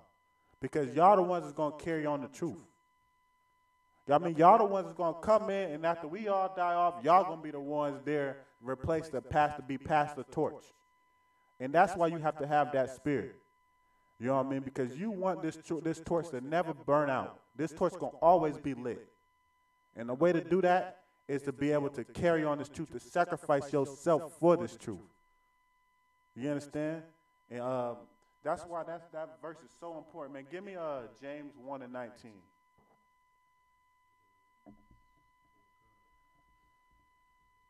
Look at the online real quick. That's why you will never find men like the men of the I.S.U.P.K. You understand? Men that's willing to die for a righteous cause. Men that's willing to do whatever it takes to push this truth. Men that really care about their people so much that they won't let their people go for one, man. You understand? People that you see in the I.S.U.P.K. is just different, man. They just different. You can see off their spirit, you understand? When they calling you, it's just always good news. You understand? You know what I mean? You understand? That's how we do in I.S.U.P.K. We raise men that's willing to care for their other people to do what they got to do. That's willing to stop their own lustful ways and what they want to do in their life because they know that they can change their ways and help other people. That's what it means to help other people. When you will stop doing what you want to do, and you doing it because you know that by you stopping, you can lead other people into the truth. You know what I mean? That's one of the things that I learned, man. You know what I mean? I learned that when I want to stop doing whatever I want to do, living the life that I want to live just because I want to be fun, I want to have fun and roddy and, you know what I mean, all this other stuff, I noticed that what's important in that is actually doing this truth because not only am I trying to force the Most High off his seat, force Christ off his seat to come save us, I'm also getting other brothers to do it too. That's right. Getting other, you know what? We gonna be so righteous. We gonna build up this nation that we gonna force the Most High. We gonna force Christ to come off his seat to be the king over us. Right. You understand? Get us out of this situation. We ready. You understand? That's why it's so important for you to be a man, man. You got that James 1:19? Wherefore, my beloved brethren, let every man be swift to hear, slow to speak, slow to wrath. For the wrath of a man worketh not the righteousness of God. Right, you understand? You have to, and then one of the main ways to be a man is to be slow to wrath, slow to anger, you understand? And this goes on so many levels. Like I said, even when dealing with other men in the world, other brothers in the world, you got to be, like, they might do something, they might say, oh, you know what I mean? For instance, you know what I mean? One of the main things that a black man hates is being called a bitch, you know what I mean? Salakia. You know what I mean? A man call you a bitch, don't be like, oh, you call me da-da-da-da, you ready to swing, you know what I mean? Just be like, you know what I mean? Whatever, man. Slow to anger. You got to be slow to anger. Don't be ready to jump the gun always. Just be slow to anger. Be like, man, you know what I mean? Okay, whatever. You know what I mean? Talk it out if you can. If not, you can lead a situation. But don't inflict violence because that's what gets our people to commit violence on each other. Because we all quick to anger. We ready to just show somebody. And the main time we do it is not because we want to. It's because we see other people watching. Somebody with their phone recording it. So you thinking that, okay, he recording it. I gotta go in. I gotta do this. You know what I mean? You don't. You know what I mean? You won't be less of a man by not doing it. You'll be more of a man by not doing it. You understand that saying where they say what? The one, you know, I forgot the saying, but it's pretty much like if you don't fight, you know what I mean? You cooling. You actually more. It takes more of a man to forgive. You know what I mean? Than to just try to jump the gun and be ready to swing it out or something like that. That's not manly, man. That just destroys our people. You understand? That causes wars between ourselves. You got to be slow to anger, and this even goes. And it even goes. You got something? Oh, hold on real quick. It even goes to where it goes to even your woman, even when you're dealing with your woman. You know what I mean? Sometimes, though it says, give reverence to the woman because she's the weaker vessel. I'm paraphrasing. But you understand, sometimes your woman going to get down. Something going to happen to her at her job. You know what I mean? Or, you know what I mean? Some, maybe her mom or some of her sisters or something says something, da-da-da-da-da. Something going to happen with your woman. You understand? And she going to feel some type of way. She going to feel emotional. You know what I mean? She might try to take the emotion out on you or say something to you. But you got to be slow to anger. You got to be slow to anger. Don't be just ready to just, oh, da-da-da-da, bitch, you did, you know what I mean? Salakia. But, you know what I mean? You're not ready to just curse her out or go to war or argue. Sometimes you got to argue with your woman. But sometimes it's just like, it's not that necessary. It's not necessary. You know what I mean? Just be slow to anger. Just be like, okay, da-da, you know what I mean? I understand. We're going to work it out. Like, you know what I mean? There's other ways that you can work it out. You ain't got to always be quick to anger and be ready to go to war. I know you got a warrior spirit, man, but sometimes you don't got to just go to war. You understand? Sometimes it's not that. That's not what it's called for. And that's why I say be slow to anger. You got that precept? The book of Proverbs, chapter 16, and verse 32. He that is slow to anger is better than the mighty, and he that ruleth his spirit than he that taketh a city. Right, you understand? He that is slowest to anger is better than that is mighty. You understand? You ready to fight, you ready to go in, you mighty. The one that's better than you is the one that's actually slow to anger. The one that's actually trying to diffuse the situation. That man is better than you. You understand? And what was the last part? The last part is Salakia. And he that ruleth his spirit than he that taketh a city. Right, and he that ruleth your spirit, if you able to control your emotions, you understand? Because when you quick to anger, really I'm going to be real with you. If you quick to anger, if you ready to fight over somebody calling you a bitch or, you know what I mean, somebody doing something, stepping on your shoes, your new shoes, and you ready to fight, really you just an emotional pussy. Salakia. I mean, really you just emotional. You know what I mean? You emotional as hell. You understand? You don't know how to handle things. You understand? You just, you think that in your mind, I'm going to beat him up, and that's going to show me a man. But really, you can beat him up. You beat him up, cool. People be like, oh, well, he got hands. But really, that don't change your emotions. That don't change how emotional you are. It don't change how, soon as something happens to you, you get in your feelings. You understand? You just, you're really ready to cry. But the only way you know how to express it is by fighting. You think that, I'm about to fight, and then that's going to make you no more. But really, you know what I mean? That's what it's saying. You're really just emotional as hell, man. You understand? It's not for a man to be emotional. You're supposed to always think of things logically. Because emotional will be your destruction. You understand? You might be beating everybody up because you get so emotional that you about to fight. But then you'll come across that one dude that he might be more emotional than you. Or he might just not really be with the bullshit, Salakia. And then you go to fight him, and then guess what? He pulls out a gun, kill you. Boom. I don't fight. I shoot. You understand? And because you were so emotional, you done got yourself shot. You understand? And that's why I say, you know what I mean? A man that can be able to control his spirit will take cities. A man that be able to control his emotions, be able to, you understand, be a man, think of things logically, you will be able to take cities, man. You will be able to control the world. You understand? And that was a great precept for that, man. That was a great precept. Make sure y'all write that precept around. What was that precept again? The book of Proverbs, chapter 16, and verse 32. Proverbs 16 and 32. I'm going to write that down myself.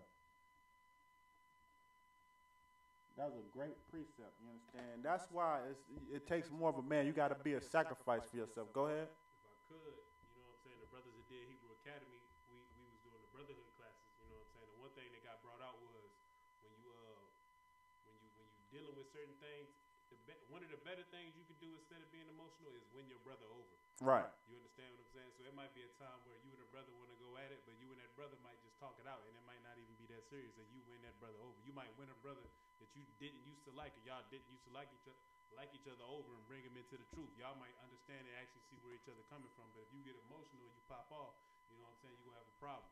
You know what I'm saying? Same thing with your woman. If you argue with her in the moment, y'all might go crazy together and say something to where it's damage done to that relationship where you waited out, and then next thing you know, you talk to her logically, and you let her go off and do what she do, and then later on she gonna call you and apologize and say she's sorry, and then she gonna act better because you dealt with her so righteously and such like a man instead of being emotional. Women argue with other women. Don't let your woman get you in arguments with her all the time like you a woman. You understand? Tell her to shut her mouth if you got to. Right. You understand what I'm saying? Who are you talking to? You know what I'm saying? Shut your mouth. Be quiet sometimes. You always talking. This is how you end up in bad positions because you emotional. Don't be her and get emotional with her, and don't get emotional with brothers in the world. That's how you win your brother over. That's how brothers in this school win men over that don't listen to other men. You know why? Because they see these brothers know how to handle business, man. I would not follow an emotional man. You understand Right. what I'm saying? Because why? He's going to get me into trouble. He going to swing on somebody at the club. They going to pull guns out, and we not going to notice it's 13 of them when we think it's 3. Right. You understand what I'm saying? Because he emotional. Don't be emotional, man. Use your common sense, and you're going to win more battles than you lose like that. Exactly. You understand? That's exactly correct, man. You understand? That's exactly correct. Because, I mean, your emotions is going to cause you destruction. You understand? That's going to cause you to one day be swallowed up. And damn, you know what I mean? Something happened to you that didn't even need to happen. It's going farther than what it needed to go. You understand? And with that, give me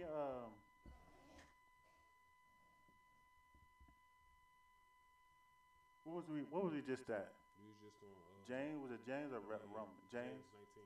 All right, give me you got the apocrypha. Give me the apocrypha, Ecclesiasticus 29 and 21. We're gonna go to the apocrypha. We're gonna do Ecclesiasticus 29 and 21.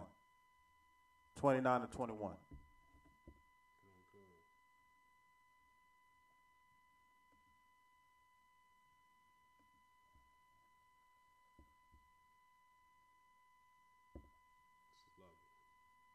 No sweat, you understand? We're going to bring it out today, man, because this is greatly important. Like I said, next week I'm going to do the woman, so don't be mad at me. You know what I mean? I understand.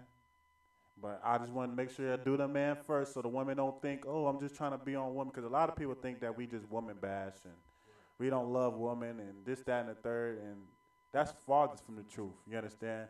You won't find another school of people, that love their woman more than anybody else do on this earth. You understand? But I want to do the man first to show you, know what I mean? It starts with the man. You know what I mean? It starts with you and then your woman. You understand? You can't think that your woman going to be in order if you not in order yourself. If you doing what you're not supposed to do, then you don't think that your woman is supposed to be doing what she do. Because she going to just follow after you. You understand? A lot of times women really just follow after their husband. You understand? They follow after the man that they're with. Whatever they do, whatever the man does, they just going to do right under it. You understand? They're not going to, you know what I mean, show no different. And you understand? So that's why if you get yourself right, man, you'll be able to get your woman right and your children right. You understand? But you got that from me, Ecclesiasticus 29 and 21? 29 and 21. The chief thing for life is water and bread and clothing and a house to cover shame. Right, you understand? This is going to show you what you need in life for the men. You understand? The chief thing that you need in life is a house. What else? Salak, you let me start Yeah, just start it from the top. We start from verse 20? Okay. Yeah, verse 20. Go for verse 20. Help thy neighbor according to thy power, and beware that thyself fall not into the same. Right, you understand? Help your neighbor and beware that you don't fall into the same situation that he in because you thought that you was better. You know what I mean? You thought that, you know what I mean? You ain't got it in your mind to try to help your brother. Your neighbor is your brother. If you didn't know, that's not talking about your next door white, Arab, African neighbor. No, it's talking about your brother. Help your brother so you don't fall into the same conditions that he in. Because since you help people going to know that if you ever did get into that situation, they going to help you. You understand? Like, that's why I do what I do, because I know if it was every time, first of all, I do it because I'm required to. Second of all, I do it because I love my people. Third of all, if it was to come to a time where I need help, I know I have people that will help me because they know the type of person I am. And I'm always a helpful person. You understand? But keep going. The chief thing for life is water and bread and clothing. Right. And a house to cover shame. Right. The chief thing is water, bread, clothing, and a house to cover your shame, man. You understand? You need bread, you need clothes, you need food, you need clothing, you need water to drink, and you need a house. You understand? To be in the house. You understand? But it's going to go even more deeper into it so I can explain it. Read the next verse. Better is the life of a poor man in a mean cottage than delicate fare in another man's house.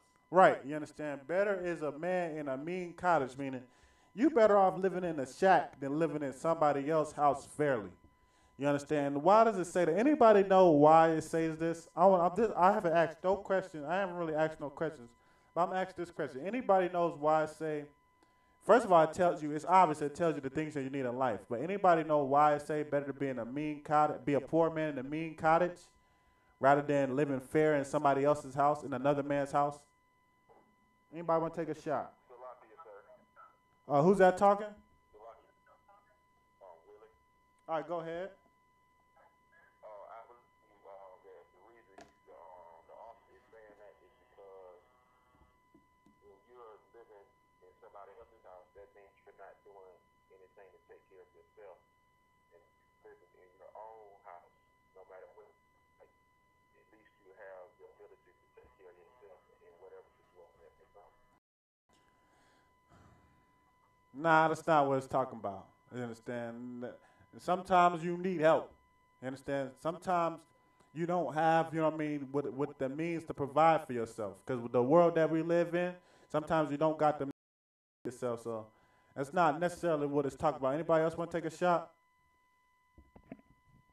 Think about it like from the world. Like, you know what I mean, if you was living in your homie house, things that happens to you. You understand? Or things that might go down. Or if you living in somebody else's house, things that will happen. You understand? Anybody else want to take a shot? Somebody take a shot, please. So All right, who was the first one? Jamal. Go ahead. It'd be harder to follow the commandments if you're around people that's not in the truth. Right, you understand that's part of it. I want to get more detail, but you on the right path. That's, you know what I mean. You pretty much on the right path. Salam Lord Christ. Somebody just chimed in. Yeah, this kid, had made some drop off. All right, no sweat. Just put your phone on mute and take it off. You know what I mean. You got a question, comments, it's a lucky. All right, yeah, you on the right point though, Jamal. You understand? It'll be harder. What you said at first, it'll be harder to follow the law, statutes, and commandments. That would be true. Anybody else want to try?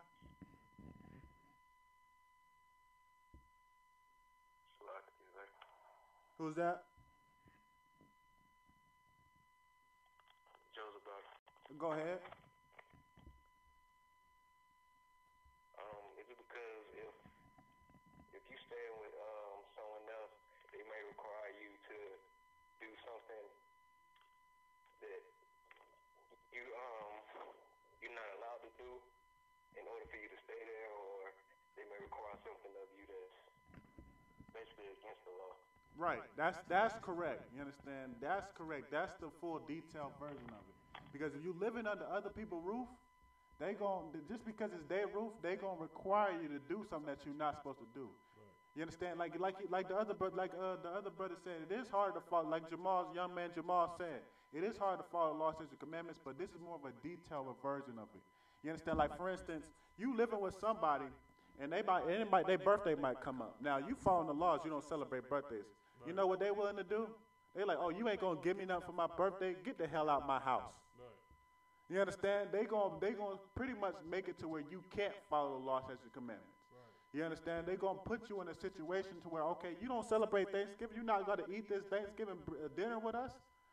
Well, get the hell out of my house. You understand? Or because, you know what I mean, they're not in the truth, they might just start being petty on you. You know what I mean? Taking you don't got the TV on, or you got the TV on too loud, and it's like on your TV on 5. It's too loud. You know what I mean? They start doing stuff to you that makes you angry, that makes you want to get out of following the truth. You understand? It's better to just have your own stuff so you can control what goes on in your house rather than being in somebody else's house that's not in the truth. Like now, when I say this, that don't mean you can't have roommates. Like if you in the truth, you can have other brothers that's your roommates. Y'all all follow the law, statutes, and commandments, no problem. But it's really talking about being in like a fair man's house, like somebody who's well off, who don't give a damn about the law, statutes, and commandments, and you in their house living under them. Because that's going to put you in a situation to where they willing to pretty much kick you out if you don't do what the hell they tell you to do. And everything that they telling you to do is against the laws. You understand? That's what it's talking about, man. You understand? The only thing you need is water, food, clothing, and a house. You understand? But don't think that you need a 50-inch TV screen that you can watch, you know what I mean, with cable. Don't think that you need, you know what I mean, internet that, you know what I mean, you don't need all this stuff. Long as you can be in the truth, you know what I mean, got a phone to call in the conference classes, you may got transportation to get into in-hand class, you good to go, man. Long as you can follow the Most High and be with the brothers, you good to go. You understand? You don't need all this other nice stuff. You understand? That's what it's trying to tell you because, like I said, you live under somebody else's house and they be talking crazy as hell. You understand? You know what I mean? No, it don't mean you can't be ahead of somebody else's house. Well, you can't, but that's not what it was talking about. But you know what I mean? It's just saying that other people they not with the truth. You know what I mean?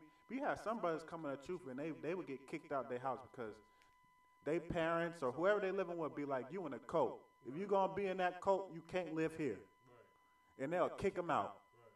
You understand? That's why you can't be in other people's house because they're willing to do dumb. They're willing to pretty much do anything they can to not make you follow the truth.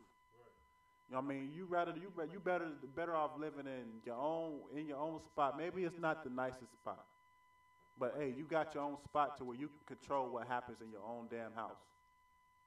You understand? And that's why it says that. You understand? We're gonna get one more verse. We're going to get two more verses. Actually, I know it's getting closer now. We're going to get two more verses and we're going to wrap the class up. Give me,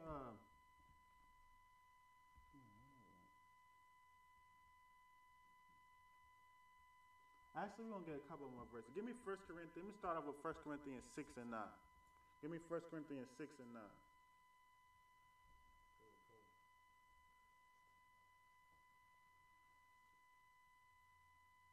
That's where we're going to go.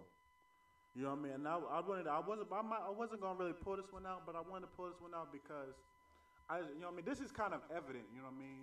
But I also wanted to just show like what men can't be doing. You know what I mean? You pretty much know you gotta follow the laws and commandments, so you can't be doing anything other than that. But it's one little word in here that's so important that you gotta know as a man. You understand? Keep going. Read that when you got it.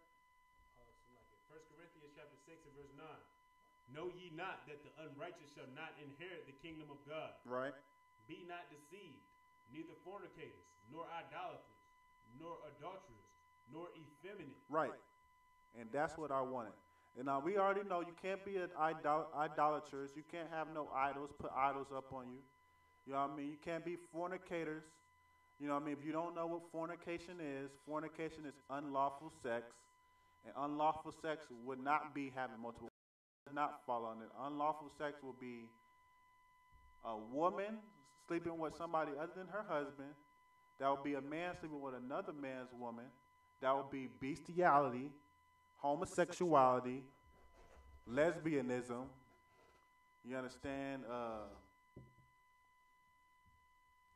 Watching porn. Go ahead. If I could, the LGBTQ, I think is another field. just like he said, LGBTQTPRSUV. You understand? You can't do nothing. That's fornication. Right. You understand? They need to add a B on there because white people be sleeping with cats, dogs, and donkeys, and you know what I mean. They bestiality. That's what they do. You know what I mean? But that's fornication. Adultery, which is it's in fornication, which is a woman sleeping with somebody other than her husband, or a man sleeping with another man's wife. Not sleeping with two women. You can have multiple wives. Right. Sorry to tell you. Not sorry to tell you. But it will be a man sleeping with another man's wife. And keep going. And then what was the last one? Nor effeminate. Nor effeminate. You understand? Man, you cannot be effeminated, man. You can't be serving other people. Oh, actually, I got another. Try to find me the verse where it say, don't be pleasers of men. It's like, it says something about, you know what I mean?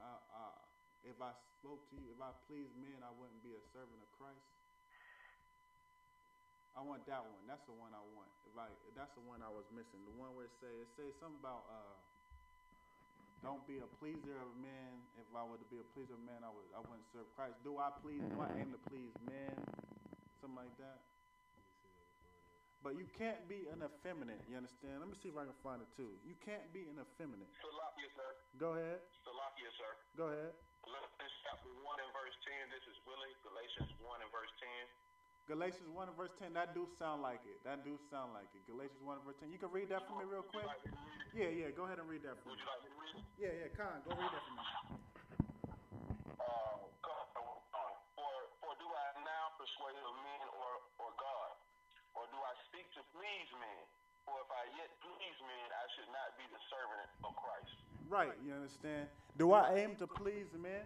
You understand? This goes into be an effeminate. This is why I wanted the precept this one with not being effeminate, because a lot of people try to please their woman. You know what I mean? They do whatever they can to please their woman. Shalom, they do whatever they can to please their woman. You understand? They do whatever they can to please the white man at their job. They do whatever they can to please other people. You understand? And that you trying to please other people rather than what you want to do is making yourself an effeminate, man. It's making you inferior. It's teaching you how to be a woman. You understand? Right. And that's why I say you can't be an effeminate, man. The Most High don't have nothing to deal with effeminate, with a man that want to be a woman. You understand? Or a man that emasculates himself to please somebody else, to please a woman, to please the white man, to please other people. You understand? Everybody not going to be a friend, man. I'm just be real with you. Everybody not going to be a friend. Now everybody going to like you. Right. So what do you look like trying to make yourself be likable by everybody? Right. Be yourself. Be a man. If they don't like you, then to hell with them. You understand? If they do, good. Come into the truth. Be a brother. You understand? And that's why I wanted to pair those two together, because like I said, there's no use for an effeminate man. For someone who will let a woman walk all over him, someone who will let their children walk all over him, someone who will let another man walk all over him. There's no use for you, man. You know what I mean? What you gonna do? You understand? And that's why I say that so bad. Effeminates will not inherit the kingdom of God, man. If you out here, no, hold your question. If you out here, you know what I mean, being, you know what I mean, thinking that you cool, but you just like a woman, man. You wearing your woman clothes. Like, they got the whole thing on Facebook where it's what the relationship stuff where the man be wearing the swap, whatever it's called, where men be wearing, like they'll take a picture of him wearing men clothes and a woman wearing the woman clothes, but then they'll take another picture of him wearing what she was just wearing, right, and she wearing what he was just wearing. Right. You understand? That's an effeminate man, man. You understand? Where your masculinity? Like, even if she wanted to do that, where you like, hell no. Nah. I'm not putting on no goddamn dress. Right. You understand? It's because he's effeminate. And the Most High ain't got nothing to do with that. You got to say something? I was going to say, somebody else, I think it was another person that said that we be using triumphalism. And said it to Captain Tazariak. And Captain Tazariak was like, that's the perfect word, and ran with it. That's what we doing here in the I.S.U.P.K. Right. To be rulers of the planet, not women in here. You right. Understand what I'm saying? We laying women down. We not getting laid down by nobody. You see right. What I'm saying? That's not what's going on. So no, not with their feminism. How you gonna rule the world acting like a woman? Right. You see what I'm saying? It's not gonna work. You understand? That's so heavy that he said that, because that's true, man. You can't expect to be a man over the world, ruling the world and being empowering people to respect you, but yet your woman come in and you bow down to her. You know what I mean? That goes for all that woman is God, Kemet nonsense, man. You understand? How can you worship a woman? Like, I don't even want to say Salak. I'm not even going to say it. You know what I mean? But you know what I mean? Go ahead. Go ahead. Oh, hold on. I'm gonna get you in there, but I think sister says Salakia first. Oh, okay, I didn't hear. I'm sorry. Salakia, sir. Yeah, go ahead. Would Deuteronomy chapter 22 and verse 5 be a good verse for the effeminate? You said Deuteronomy 22 and 5? Let me take a look at that real quick. You can pull that for me, Deuteronomy 22 and 5. However, you just stand, you can make a new tab. Yeah, hold on. Let me pull that real quick. It as a brother that's as Salakia, what'd you say? I'll get you in here too while I'm looking at that. You was giving a precept. Salakia, sir. I was talking about 1 Timothy 3 and 4 and 3 and 5. All right, 1 Timothy 3 and 4. That's what the sister said. All right, read that what the sister said. Deuteronomy 22 and 5. Thou shalt not wear that which pertaineth unto the woman shall not wear that which pertaineth unto a man. Neither shall a man put on a woman's garment. Right, you understand? That goes back to what I was saying with the little swap thing that they had on Facebook. You understand? That's making you an effeminate because you shouldn't be wearing what a woman wears, man. What you look, and I'm gonna be real with you. That goes to the little skinny jeans, man. You understand? Women wear the little tights on their legs. You know what I mean? Men ain't supposed to be wearing no damn skinny jeans and you know what I mean, tight stuff like that, man. You not supposed to be doing that, man. When I see that swap thing, bro, the first thing I think in my mind is, well, do him and his woman wear the same size, or did they actually go shopping in women clothing in his size?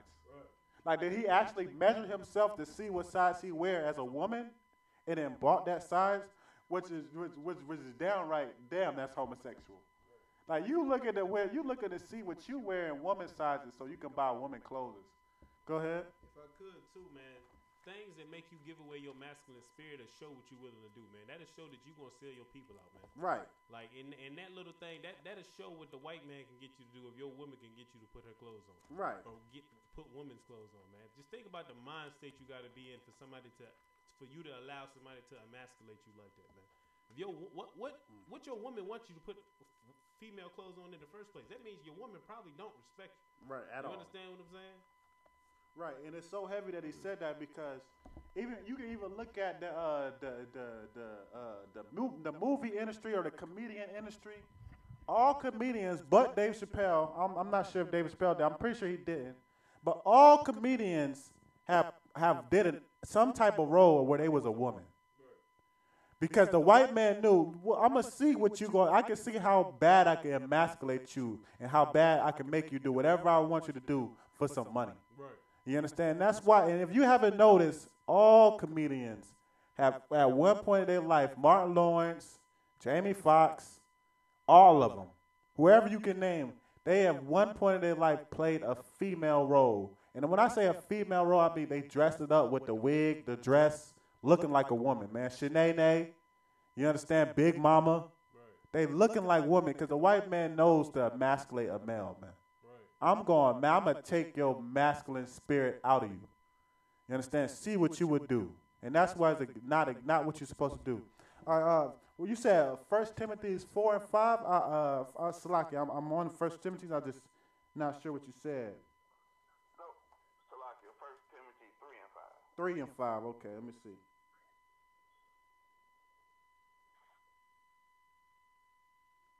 Oh, yeah, go ahead, read that. Yep, that's a precept. Read that for me. 1 Timothy 3 and 5, yep.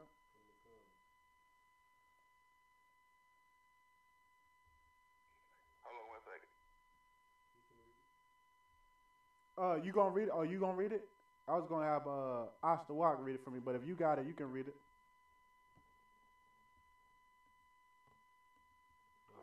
3 and 5, I got it.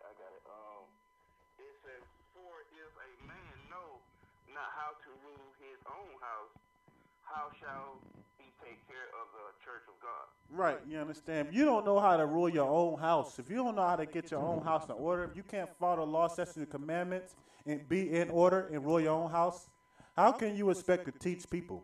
How can you expect to rule the house of the Most High? You understand? How can you do the orders that you supposed to be doing if you can't even have your own house in order? You understand? You ain't able to abide right in your own house. You understand? And that was a great precept for that. You understand? Those was 2 great precepts. Give them a hand. You know what I mean? Those was great 2 precepts. You understand? Because the Most High don't have no right mind for no effeminate, man. Someone who's just A happy life is, if you say in your mind, man, a happy life is a happy wife, and you just be quiet and, you know what I mean, let your woman do whatever she want to do, the Most High ain't got no use for you, man. How can you push the truth on his people? You understand? Yeah, go ahead. Could. You know what I'm saying? That what you just said just remind. Don't be a Christian, man. Do not be a big mama pork eating, not my Jesus Christian man. That's what you don't want to be. Don't Right. do that. Don't be these fake Israelite groups with these effeminate men in there. You understand that probably like men. You understand it came out that the brother was dealing with a tranny in the purple police camp. Right. You understand what I'm saying? Why? Because they allow effeminates in there, man. Get that up out your spirit, man. You know what I'm saying? Don't do that. Salah. Right, you know what I mean? And that's exactly true, you know what I'm saying? So, we're going to do 2 more verses. I know we... Oh, go ahead. We over 9 minutes. We're going to do 2 more verses, but go ahead. Somebody says Salakia. Give me, hold on, give me 1 second. While he tell me, while he speak, give me 1 Corinthians 13 and 11. Now, go ahead. Oh, wait, no. Is it? Yeah, 13 and 11. All right, go ahead. Salaki, sir. Going back to 1 Corinthians 9 and 10, that where it's talking about everything that's not going to be a thing, that goes back to the I.S.U.P.K slogan, no cowards allowed. Everything that is in those 2 scriptures is basically a coward move. Exactly, you know what I mean? And that's why we say, like, our slogan is biblical, man. Anything that the I.S.U.P.K do is biblical. Like, I mean, everything. Even when we go out on camp and y'all see us on the podium, I don't know if you have been in our camp, or you watch the camp. When we stand on the podium, everything is biblical, man. We do everything according to the Bible. Right. You understand? That's why we're able to say we want no cowards in our camp. That's why we're able to say, if it's not of the I.S.U.P.K, it's not of the Lord. We're not affiliated with no Hebrew Israelite groups. You will never see us at no Hebrew Israelite summit, man. You understand? All these other groups, all these other camps, they do Hebrew Israelite summits where they all come together. You know who they don't invite? They don't invite I.S.U.P.K because they know when we come there, we not on no howdy hoorah, let's get together. We have the only doctrine. Now we will accept them if they came to us, but we not compromising the truth, Right. and they know that, and that's why we say we're not affiliated with nobody else. That's why all the other groups watch us. If you ever wanted to go to another group, know that they watch us. Right. That they look at our classes, they tune to our classes, they get our breakdowns, and they go to the street with them. You understand? And whatever they don't agree with, they change it to be pleasers of. That's why I brought out, if I aim to that verse where if I aim to please men. You know what I mean? The brother brought that out. That's why I wanted that one. Because you shouldn't aim to please other people just because that's what they want to hear. And you think, oh, well, I say, see, like for instance, for instance, a lot of groups are going, you only can have one wife. You know why they say that?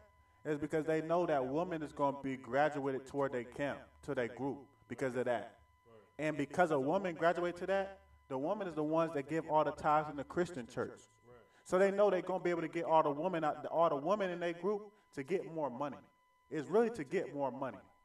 You understand? That's why they teach a man can only have one wife. Where nowhere in the Bible is that scripture. Our nation was built off of one man having multiple wives.